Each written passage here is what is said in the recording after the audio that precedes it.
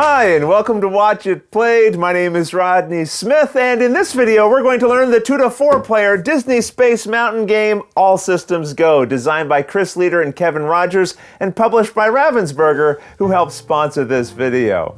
Based on the popular roller coaster ride from Disney World's theme park, here we're leaving Earth and heading for the stars as we race to complete missions, travel through wormholes, and avoid running out of fuel. So buckle up and join me at the table as we learn how to play. To set up, place this game board in the center of the play area with these mission marker tokens set nearby. Also build this Space Mountain dice launcher and fuel gauge as described on the back of the rules, ensuring that this clip begins on the 6th space. The 3 dice should also be kept nearby.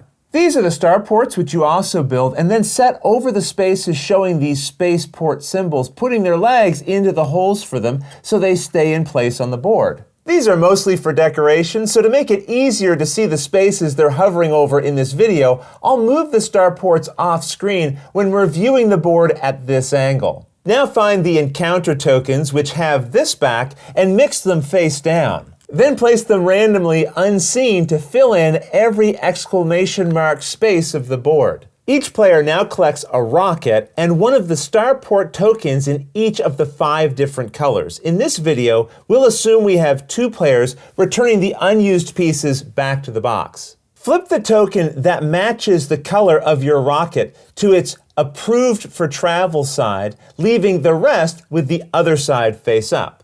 These spaces of the board show what are known as the starport icons, and each player now puts their rocket onto the icon that matches their color, turning it to face any side they like. Now find the mission cards which have these backs and separate them into sets by their letters so that you have a stack for mission A, B, C, D, and E.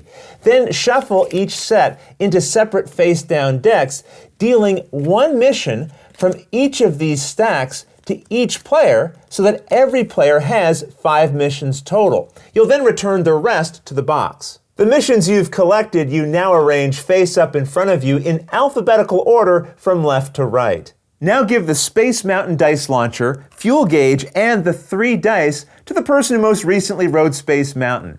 If there's a tie, give them to the youngest player, or you can just choose someone randomly. But either way, whoever gets them is known as the first player. And that's the setup. In the Disney Space Mountain game All Systems Go, players will be flying their rockets around the board trying to be the first to fulfill the requirements of their 5 missions and also visit each of the starports. The game is played over a series of rounds broken into 4 steps each, starting with the Plan Your Turn step. Here, the person with the dice launcher, also known as the active player, asks everyone at the table, including themselves, if they are all systems go and want to continue, or if they want to stop and refuel. Each person makes their own individual choice. Now at the start of the game, the rockets are all full of fuel, so it wouldn't make sense to refuel now. Instead, we'll come back and explain refueling a little bit later. With that in mind, we'll assume everyone is all systems go and move on to the second step of the round, rolling the navigation dice. Here, the active player rolls these 3 navigation dice by dropping them into the dice launcher where they'll land in a column at the base. I'm going to modify the results to set up the examples I want to show later, so we'll assume that this is what I had rolled. Now we move on to step 3, checking for fuel. Here, you'll count how many dice are showing an orange symbol, in this case 2. And for each one, you move the fuel gauge 1 space to the left. If this gauge ever hits the 1 space, the fuel has gotten too low and there will be consequences, but we'll learn about that a little later. For now, we're okay. And just be aware that each die has 2 orange sides and 4 blue sides. Now we come to step 4, moving rockets. And here, every player moves their rocket, resolving the symbols on the dice 1 at a time in order going from the bottom up. So they'd resolve this die first. The color doesn't matter, only the symbol, and there are 2 possible types you'll encounter. This is known as a turn, and this is known as a straight. It doesn't matter which way the die is facing, and although you'd normally leave these in the tray, I'm going to move them to the board as we resolve them. When resolving a turn, which we have to do now, you always move 1 space in the direction your rocket is currently facing, and then you must turn 90 degrees to the right or left. The choice is up to you. Let's say we decide to turn this way. After, you must then move it one more space in the direction it's now facing to complete the turn. This is the straight symbol, and to resolve it, you move 2 spaces in the direction the rocket is facing. In our tray, we had another turn symbol next, so I might resolve it by moving here, turning in this direction, and then moving here. When you're first learning the game, you may want to let one player move their rocket fully and then have the next player go. But as you get familiar with the game, everyone can just move their rockets at the same time without taking turns. Also note, more than one rocket can move through or end up in the same space. When moving, you may encounter what are known as cosmic events, which are represented by the tokens and other symbols you'll find printed on the board. Anytime you enter a space with a cosmic event, your movement from the current die ends, you resolve the encounter, and then you continue your movement with any dice that might remain. For example, if I was here and I had to resolve these 3 dice, starting at the bottom, it says I move straight 2 spaces. However, after moving 1 space, since I hit a cosmic event, I must stop and resolve it. I don't move the extra space that this die would normally give.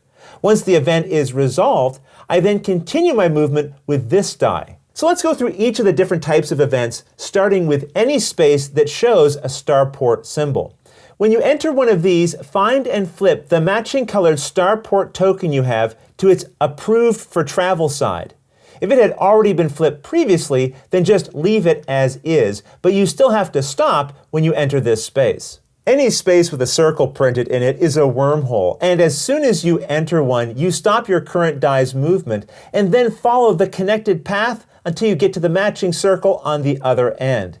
You then face your rocket to any side of that space and continue resolving any dice that remain in the launcher. If a move would ever take you off the side of the board, end the die movement that caused this and put the rocket on the opposite space of the board in the same row or column, with the rocket facing the center. Then resolve the next die in the launcher, if any. If a move would cause you to enter the space of a face-down encounter token, first flip it face up, and then end your movement for that die within that space.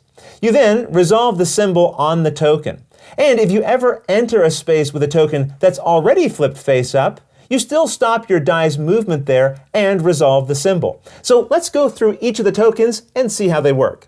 If you enter a space showing any one of these 4 space item symbols, immediately collect a single mission marker from the supply and then cover a matching symbol on any face-up mission card in front of you, or any space with a question mark. For example, if I had moved my rocket into a space showing this planet, then I could cover up any one of these 3 spaces or any one of these question marks.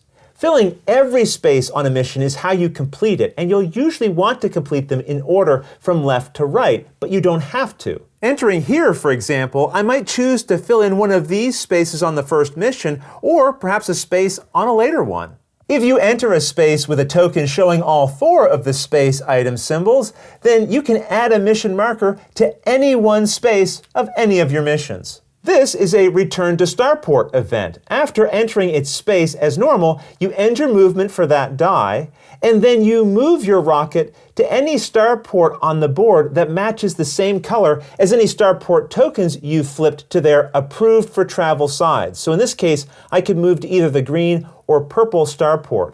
And once you've chosen a Starport and placed your rocket there, you can rotate it to face in any direction. And those are all the different types of cosmic events. And you can always revisit an event in future moves to resolve its effects again. Once everyone is finished resolving the 3 dice in the launcher, you go right back and repeat steps 1 through 4 again, keeping the dice launcher and the fuel gauge and dice with the player who previously had it. But now that we know a few more rules, we can look at that first step in more detail. Remember, step 1 is called planning your turn, and here each player announces whether they'll continue moving or stop and refuel. So let's learn about refueling now. Any player that chooses to refuel takes their rocket from the galaxy board and sets it by their mission cards. They now flip over any mission cards that have all of their spaces filled with markers, but these must be completed in alphabetical order. So in a case like this, I could flip Mission A face down, but I could not flip Mission C face down because the mission before it isn't completed yet. Any tokens on missions that you flipped face down are then returned to the general supply. Refueling not only helps you complete missions, it also helps you protect the tokens you've collected so far. Remember, during step 3, each orange die in the launcher moves the fuel gauge one space to the left. If this marker ever hits the one space, the fuel levels are too low, and any player still with a rocket on the board has run out of fuel and must suffer the consequences. So let's say our blue player was still on the board when this happened. That player must now remove all mission markers they have on any mission cards in front of them. But missions that have been previously flipped face down are not affected. Any players who had previously chosen to refuel instead of continuing to move, like our green player who had removed their rocket from the board before the fuel levels hit 1, they're unaffected. They keep any tokens they may have on their mission cards. So this is why choosing to refuel is important. First, it lets you complete missions that have their spaces filled, flipping them face down. But it also ensures any incomplete missions don't lose their tokens if the gauge runs out of fuel. However, when you choose to refuel, your rocket will stay off of the board until either the rest of the players have also chosen to refuel or the gauge hits 1. Until then, you'll stay off the board while the rest of the players continue to roll dice and move. So if you refuel too soon, it might give the other players additional turns to collect items for their missions. But if you wait too long to refuel, you may push your luck and suffer the consequences of an empty fuel tank. Either way, once all players have chosen to refuel or the fuel gauge has hit 1, the round is over. Each player now puts their rocket on any starport that matches the color of any of their approved for travel starport tokens. And more than one player can choose to start in the same starport. And, as usual, they can turn their rocket to face in any direction they like. You then reset the fuel gauge to 6 and pass it, the dice, and the launcher to the next player in clockwise order, who will start the new round. Turns will continue like this until a player has completed all 5 of their mission cards and visited each starport, which is shown by their tokens all being flipped to their approved for travel sides. The first player to do this wins the game. If more than one player accomplishes these goals on the same turn, the one seated closest in clockwise order to the player holding the launcher wins. And that's everything you need to know to play the Disney Space Mountain game All Systems Go. If you have any questions about anything you saw here, feel free to put them in the comments below, and I'll gladly answer them as soon as I get a chance. You'll also find forums for discussion, pictures, other videos, and lots more over on the games page at Board Game Geek, and I'll put a link to that in the description below. And if you found this video helpful, please consider giving it a like, subscribing, and clicking that little bell icon so you get notification anytime we post a new video. And if you'd like to support us directly, you can join our Patreon team, which I'll have linked below. But until next time, thanks for watching.